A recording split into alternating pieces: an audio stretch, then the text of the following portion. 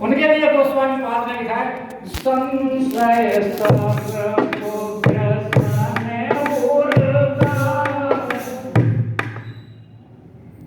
जो संसार रूपी सर्प है अपने भक्तों के हृदय से उसको गरुड़ बन करके खा जाते हैं, समाप्त करते हैं। बताओ इतना कृपालु और स्वामी कौन मिलेगा?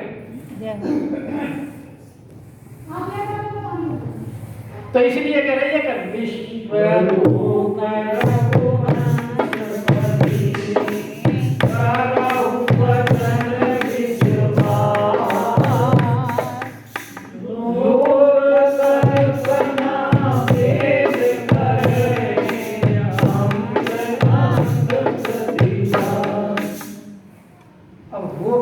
विश्वास करो। रावण कह रहा है कैसे विश्वास करो? क्योंकि देख चुका है दशरथ जी के हाल क्या हुआ था विश्वास करके। कवने अवसर का भयो और गयऊ नारी विश्वास। क्या कह रहे हैं दशरथ महाराज? नारी विश्वास के योग्य नहीं है। मैंने विश्वास किया तो देखो क्या हाल हुआ। तो मंदोदरी कह रही है कि महाराज जो मैं बात कह रही हूं वो अपनी तरफ से नहीं कह रही कि लोक कल्पना वेद कह रहे हैं। आप ही कह रहे हो महाराज। आप भी कह रहे हो, वेद भी कह रहे हो। वेद प्रकाश से वेद प्रकाशित हो। बिल्कुल आप ही कह रहे हो। जो करिए वेद का तो विश्वास करोगे, मेरा विश्वास मत करो।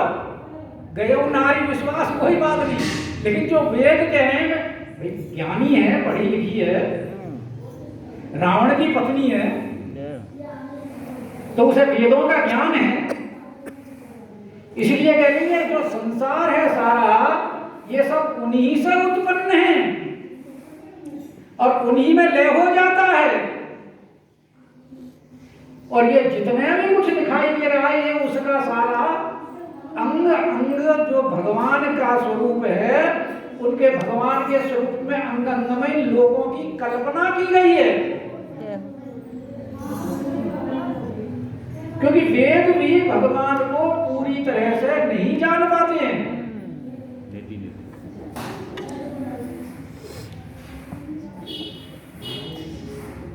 वेद वो कहते हैं कि ब्रह्म में ढूंढो पुरायण गायन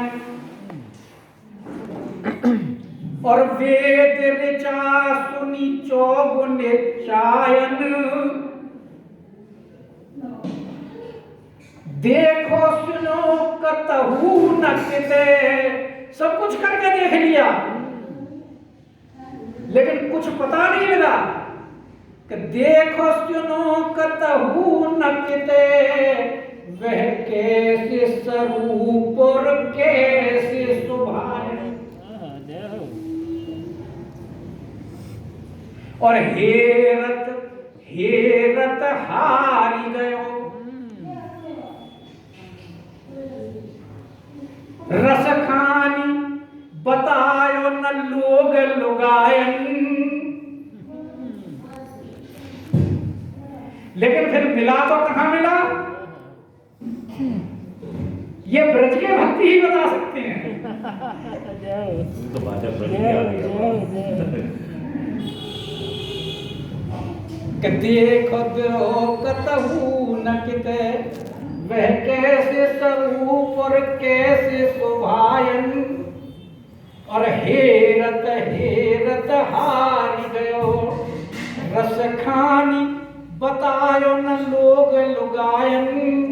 और देखो कहां देखो? दुर्यो छुपा हुआ, कहां छुपा है? देखो दुरो वह कुंज कुटी कुलीन में, और बैठो पलोटत राधिका पाए।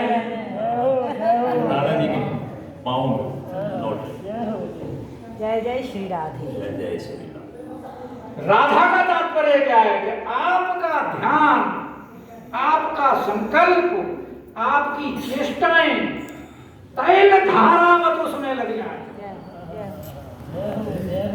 धारा तो बह रही है, राधे नाम। धारा का उल्टा करो, राधा।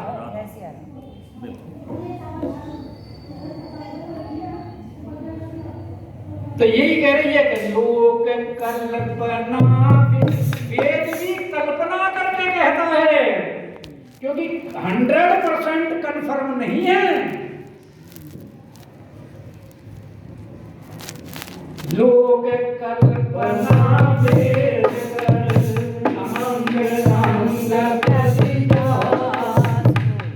अंग अंग में लोगों की कल्पना करते हैं वेद। और वैसे भी यथा पिंडे तथा ब्रह्मांडे, हमारे शरीर में सारे देवताओं का निवास है,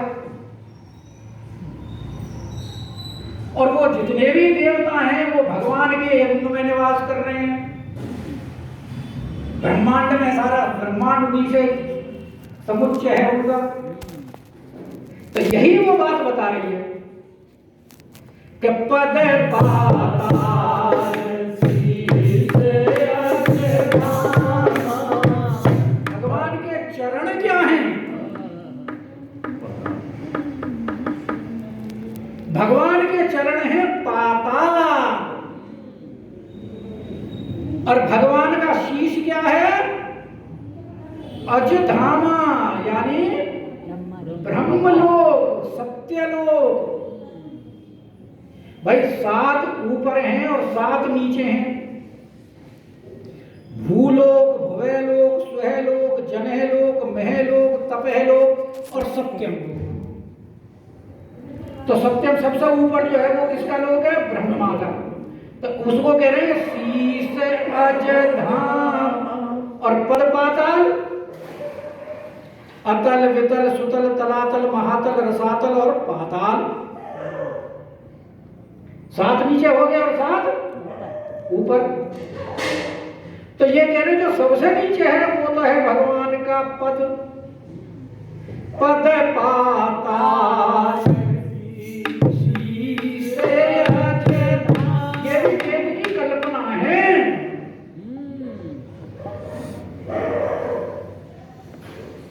क्योंकि उसे कुछ करना नहीं पड़ता, उसके बारे में कोई जानेगा कैसे?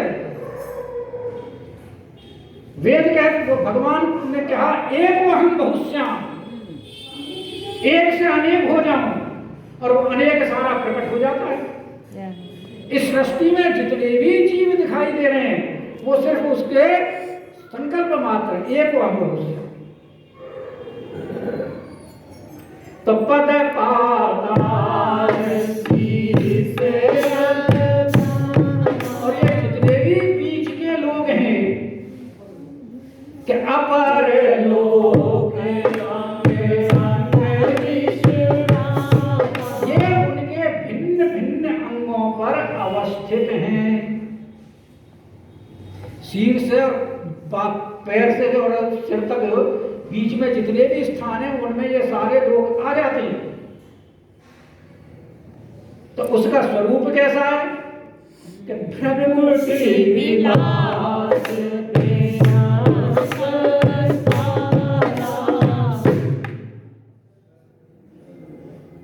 और नयन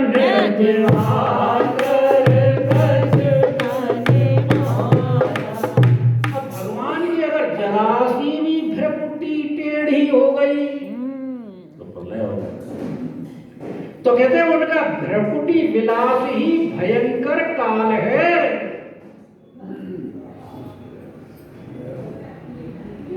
और इसका प्रमाण कौन है? कामदेव जी। जब भगवान ने तीसरा नेत्र उघाड़ा तो कामदेव क्या हुआ? जल करके क्षार हो गया, भस्म हो गया। इसलिए कि भ्रकुटी विलास भयंकर, उनका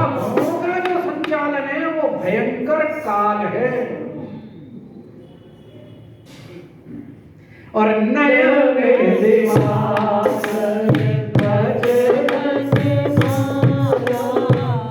हम कहते हैं ना क्या नेत्र और देवता कौन है? सूर्य। तो सूर्य कौन है?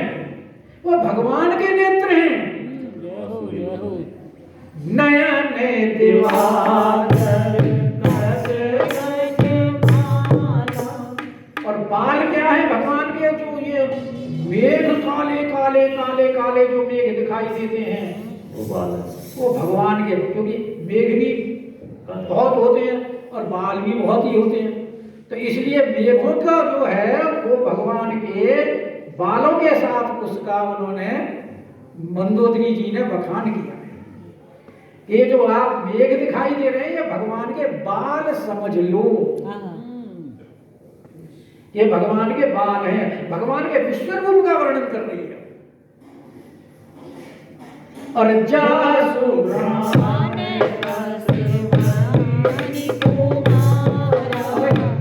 नाक के देवता कौन है? अश्विनी। नाक में 2 छिद्र होते हैं और अश्विनी कुमार कौन है? वो भी जुगल है, सूर्य के पुत्र है ना अश्विनी कुमार। क्योंकि सूर्य की जो पत्नी संज्ञा थी वो सूर्य का तेज नहीं सह पाती थी। यम और यमी जो यमन जो पहले हो गए थे वो तो संज्ञा से उत्पन्न हो गए थे, लेकिन उसने फिर जब सूर्य का तेज नहीं सहन कर पाई तो उसने घोड़ी का रूप धारण कर लिया, उससे फिर ये अश्विनी कुमार पैदा हुए यमन। तो ये किसके देवता हैं? नाक के देवता हैं। कि जासु घ्राण और निशी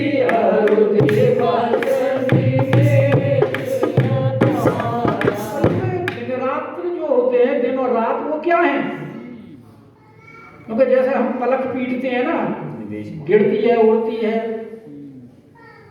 तो जब पलक उठ गई दिन हो गया और गिर गई रात हो गई, तो निमेश, इसको निमेश, क्योंकि राजा निमि जो है वो हमारे पलकों के ऊपर बैठे। इसकी एक पुराण में अलग कथा आती है कि वो पलकों पर क्यों बैठ गई, क्यों उन्होंने शरीर धारण नहीं किया दोबारा। तो कहते हैं ये जो दिन और रात्रि जो होते हैं ये भगवान की पलक गिरती और उड़ती है, उससे दिन रात होते हैं। और श्रवण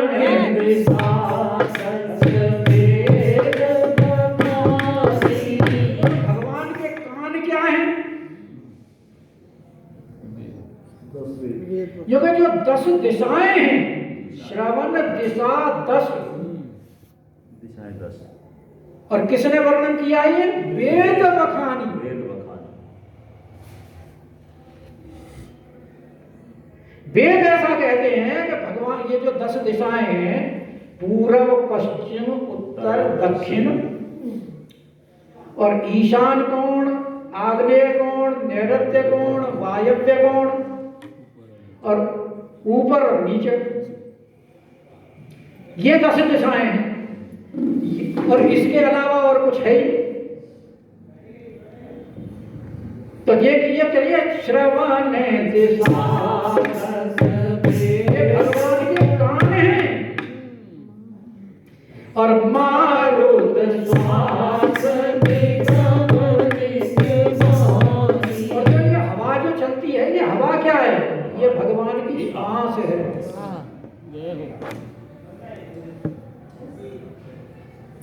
तो भगवान बोलते कैसे हैं?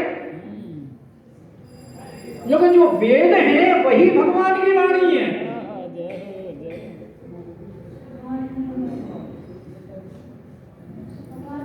और भाई जो बिना पढ़े लिखे हैं वो बड़ी अच्छी इस बात को जानते हैं, जब पढ़े लिखे जानो या मत जानो। उनके जो अपने देहाती भाषा में जो भजन वगैरह हैं उसमें वो बड़ी सुंदर व्याख्या कर देते हैं कि जो कछ मेरे मन में सो वेदन में ऊन आए।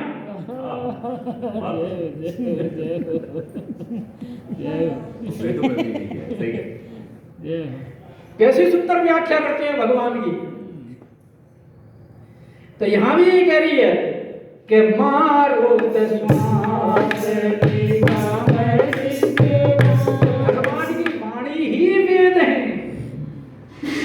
अरे अधर लोक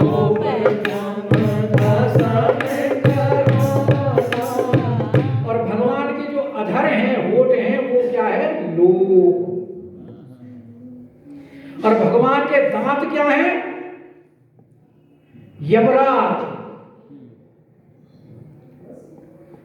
और भगवान ने गीता में जब एकादश अध्याय में 11वें अध्याय में विश्व रूप दिखाया है, तो वहां दिखाया है कि इस प्रकार से वो सारी सेना का भक्षण कर रहे हैं। कोई जाड़ों में चिपक रहा है, कोई होठों में चिपक रहा है, और जैसे नदी वेग से बहती हुई चलती है, ऐसे सारे के सारे अंदर जा रहे हैं। तो ये भगवान के जो दसन हैं वो क्या है? दांत यमराज हैं। माया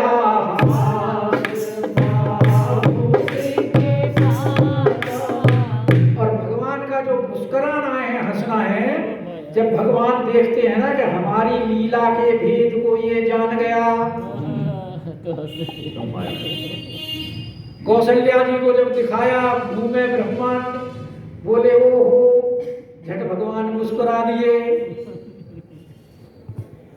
यशोदा मैया के साथ भी ऐसे ही हुआ था।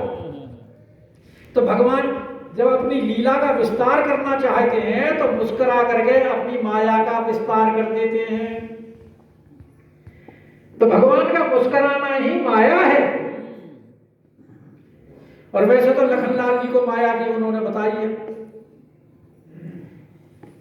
मैं और मोर तोरते माया ते ही बस कीने जीव निकाया, गो गोचर जह लग मन जाई, तह लगी माया जानो भाई।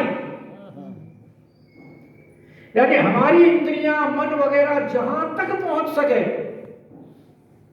जितनी हमारी इंद्रियों की पहुंच है, मन बुद्धि की पहुंच है, वो सब भगवान की माया ही।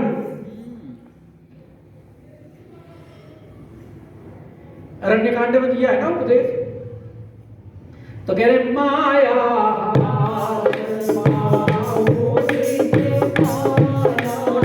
दिशाएं बताई हैं, उन 10 दिशाओं के 10 देवता हैं। अब समय कम है, नहीं तो अलग अलग बता देता सबके कि कौन सी दिशा का कौन सा देवता है। अरे रोम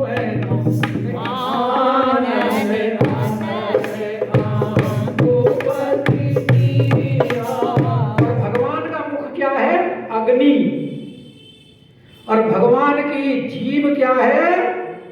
वरुण।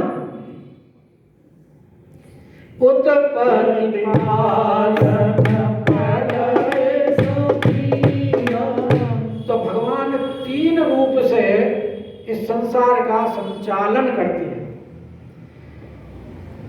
ब्रह्मा रूप से उत्पत्ति करते हैं, विष्णु रूप से पालन करते हैं, और शिव रूप से प्रलय करते हैं। तो ये उत्पत्ति, पालन और प्रलय ये भगवान की सिर्फ चेष्टा है, क्रिया। रोम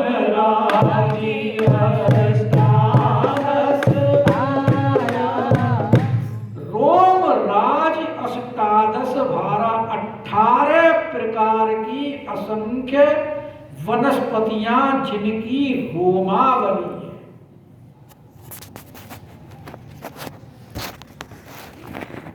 और इनको 18 भार कहा गया है। और एक भार की संख्या वृक्षों की बताई है पुराणों में 12 करोड़ 30 लाख 1,660।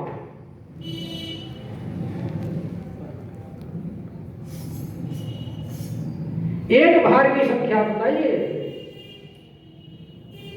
और इसमें है अष्टादश भारा, 18 भार, 6 भार कांटे, 6 भार फूल और 6 भार फल। ऐसा वर्णन किया गया। तो जो रोम, क्योंकि रोम भी तो अनंत होते हैं ना, शरीर के अंदर रोमावली अनंत होती है। कि रोम राजी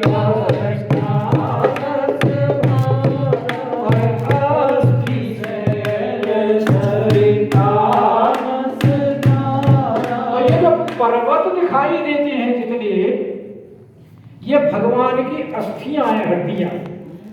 जैसे हड्डी कठोर होती है, पर्वत भी कठोर होती है। तो ये जितने भी पर्वत दिखाई दे रहे हैं, ये भगवान की अस्थियां हैं। और जो नदियां हैं, जैसे शरीर के अंदर नाड़ियां होती हैं,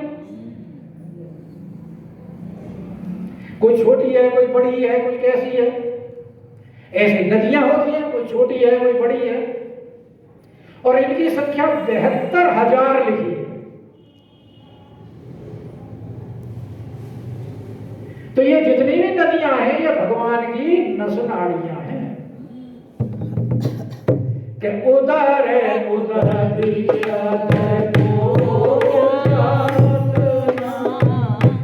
तो भगवान का पेट क्या है? ये समुद्र जो दिखाई दे रहे हैं, उदधि,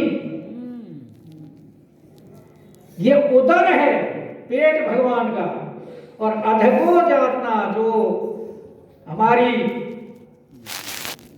इंद्रियां होती हैं, जिनसे हम मलमूत्र विसर्जन करते हैं, ये जो है ये अधगो जातना, ये जो जैसे नरकों में जो पाप किए जाते हैं, उन पाप का विमोचन किया जाता है नरकों के माध्यम से। जैसे कोई कैदी होता है तो उसको जेल में इसलिए डाला जाता है कि इसने जो अपराध किया है, उस अपराध से ये मुक्त हो जाए जेल की सजा काट करके। ऐसे ही हमारे जितने भी जीव हैं, उनको नरकों में इसलिए भेजा जाता है, उनको शुद्ध करने के लिए। जैसा शरीर मलमूत्र के द्वारा शरीर की शुद्धि होती है, वो गंदगी बाहर निकल जाती है। तो ये जो कहते हैं कि भगवान की जो नरक जो है, ये भगवान की नीचे की इंद्रियां हैं। उपस्थ बोलते हैं इसको संस्कृत में। और जग में प्रभु का भैया, इस प्रकार ये भगवान का विश्व में स्वरूप है। अब इसमें ऊहापोह ज्यादा क्या की जाए, बस इतना ही समझ। और बाकी जो है वो अगली बैठक में बताएंगे कि अहंकार